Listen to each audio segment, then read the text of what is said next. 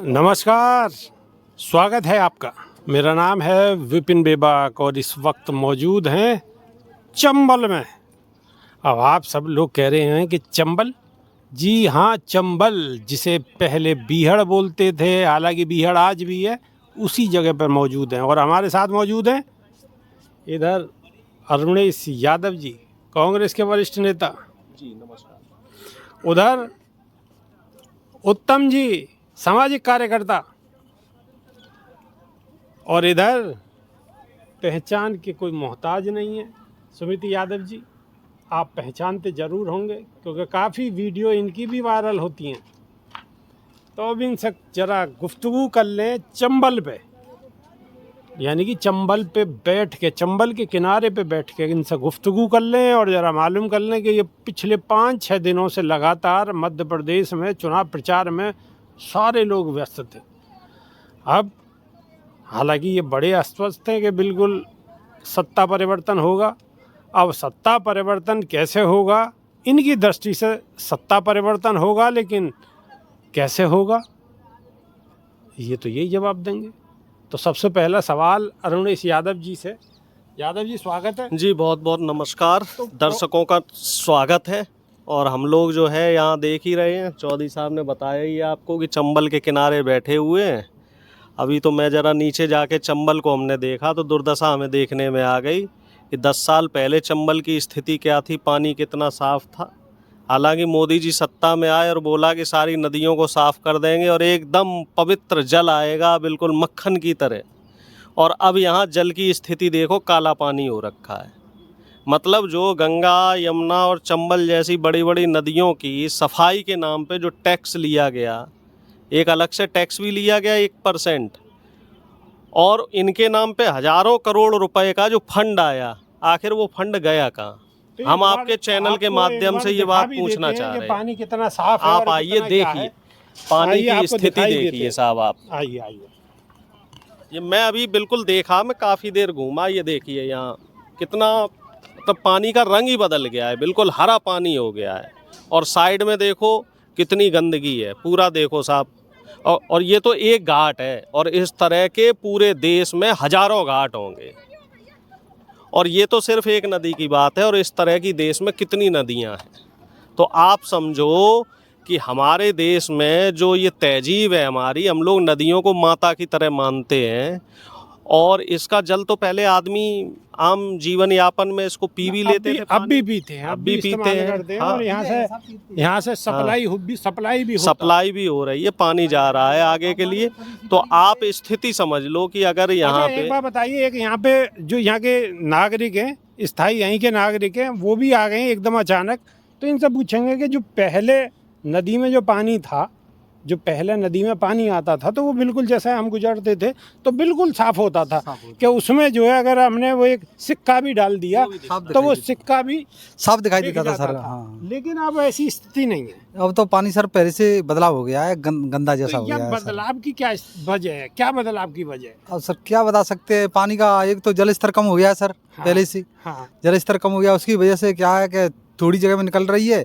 पानी का बहाव पहले तेज था तो साफ पानी रहता था, अब पानी का बहाव बहुत कम हो गया है। पानी ऐसे भी है सके कि जैसे शहर हैं, शहरन को पानी यहाँ में गंदो गिर रहा हो? नहीं सर, शहर का कोई पानी गंदा नहीं है, पहाड़ों में होकर आई है। नहीं, कहीं पीछे नहीं है, पहाड़ों में होकर आई है ये नदी सर। तो फिर पानी लेकिन जल स्तर कम हो गया। फिर पानी तो साफ होना चाहिए जैसे पहले, अब तो गंदा पानी है सर। यहाँ से कोटा तक कोई भी ऐसा वो नहीं है कि जहाँ से पानी आ रहा हो। कोटा से पीछे वहाँ की बता नहीं सकते हैं, वो तो पहले कोटा के बांध में पानी आता है सर, जब इधर आता है पानी। अच्छा, पहले कोटा के बांध में पानी आता है और उसके बाद में यहाँ पे आता है। पानी आता है। लेकिन ये बात आप मानते हैं कि जो पहले पानी आता था वो बिल्कुल साफ, क्लीन होता था, साफ होता था। हाँ सर। अब पानी जो है वो बहाव की वजह रही हो या और कोई वजह रही हो, पानी इतना साफ नहीं है। पानी नहीं है सर, तो हम सामने देख रहे हैं। सही बात है सर। भाई इसमें ये नहीं कह सकते कि इसमें कोई पीछे की बात है। इसमें मैं कैमरामैन से कहूँगा कि जरा जूम करके दिखाएं, इसे। तो पानी की जो शुद्धता है उस पर कहीं ना कहीं सवालिया निशान यहाँ पर है। अब वो कुदरती भी हो सकता है और भी कई सारी वजह हो सकती हैं। तो हम वापस फिर अरुणेश यादव जी के पास आते हैं। तो यादव जी चलो ये बात तो ठीक है, इसमें तो नहीं कह सकते कि क्या वजह रही है। नहीं, वजह तो साफ है। जब कोई सरकार अच्छा काम करती है तो सरकार कहती है कि हमने अच्छा काम किया, और जब कोई काम सामने खराब हो रहा है तो हम किस पे ठीकरा फोड़ेंगे? विपक्ष पे थोड़ा ही फोड़ेंगे। हम भी सीधी बात कहेंगे साहब सरकार के काम से हम संतुष्ट नहीं है। चलो पानी का लेवल कम है लेकिन गंदगी तो नहीं होनी चाहिए। यहाँ तो बियर की बोतलें भी देख लो, शराब की बोतलें पी पी के लोगों ने डाली हैं, जबकि ये सफारी का क्षेत्र है। ये वन विभाग के और संरक्षण में सरकार के अंडर में आता है। कोई ऐसा नहीं कि खुला एरिया हो। यहाँ मगरमच्छ भी है, डॉल्फिन भी है और सेंसिटिव एरिया है। जब यहाँ पे इस तरह की लापरवाही है तो आप अंदाज़ा लगा लो साहब पूरे देश भर में क्या स्थिति होगी। अच्छा आप एक बार बताइए, चलिए अब ये बात आपकी ठीक है, आप अपनी बातें सही कह रहे हैं और जो भी आपको समझ में आ रहा है वो आप कह रहे हैं, ठीक है। लेकिन आप बताइए कि आप मध्य प्रदेश में होकर आए हैं, पिछले 6 दिन से लगातार आप मध्य प्रदेश में हैं, और मध्य प्रदेश में आप जगह जगह गांव-गांव में और शहरों में आप घूमें, तो वहाँ की स्थिति देख के आपको क्या लगता है कि कोई बदलाव की स्थिति आपको नज़र आती है कि बदलाव होगा? देखो साहब बदलाव होना चाहिए, क्योंकि जिस तरीके से, चूँकि हम इस क्षेत्र में पहले भी घूमे हैं, पहले इतनी पानी की समस्या नहीं हुआ करती थी। और जो सबसे जो मूलभूत समस्याएं हमें समझ में आई हैं इधर, पानी की समस्या बहुत है। इसको इस पे ध्यान नहीं दिया जा रहा है। अब इसमें भी सरकार ही आएगी, आप फिर कहोगे कि साहब सरकार के पीछे हम पड़ गए, लेकिन जब कमी है तो है साहब, कि सरकार ध्यान नहीं दे रही है तभी पानी की किल्लत है।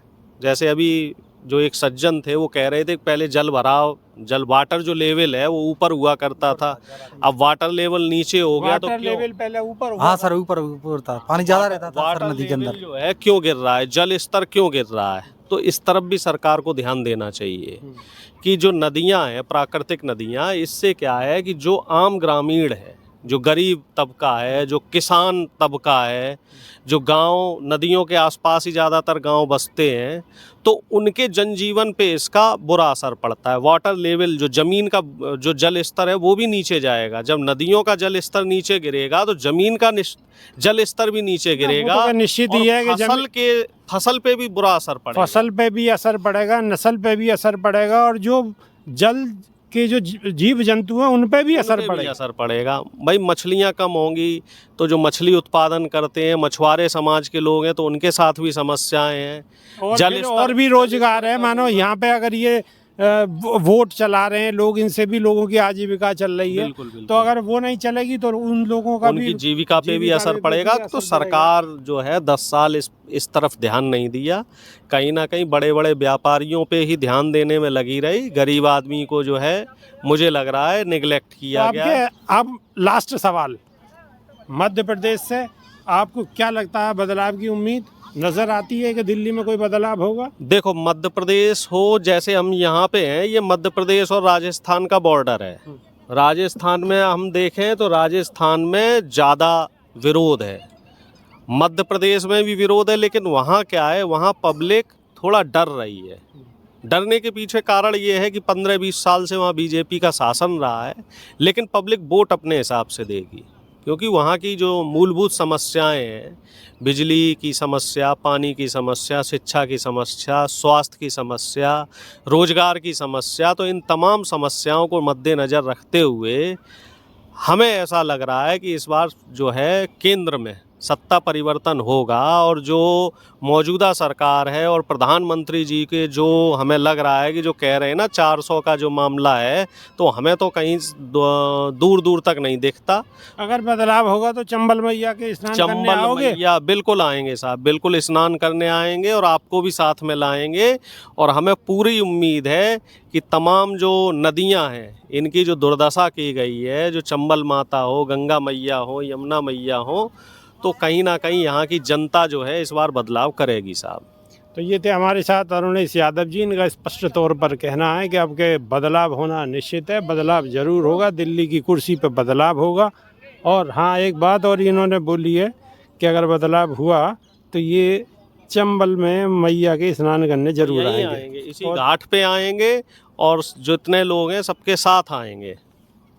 तो ये थे हमारे साथ अरुणेश यादव जी। बड़ी बेबाकी से इन्होंने अपनी बात रखी है, और लेकिन आने वाले समय में स्थिति क्या होगी, परिणाम क्या होंगे, इसके लिए सबको ही इंतज़ार करना पड़ेगा और धैर्य रखना पड़ेगा। तब तक के लिए नई वीडियो में दोबारा बनने के लिए रूबरू होने के लिए थोड़ा इंतज़ार करिए, बहुत जल्दी फिर आएंगे। बहुत बहुत शुक्रिया, धन्यवाद, नमस्कार।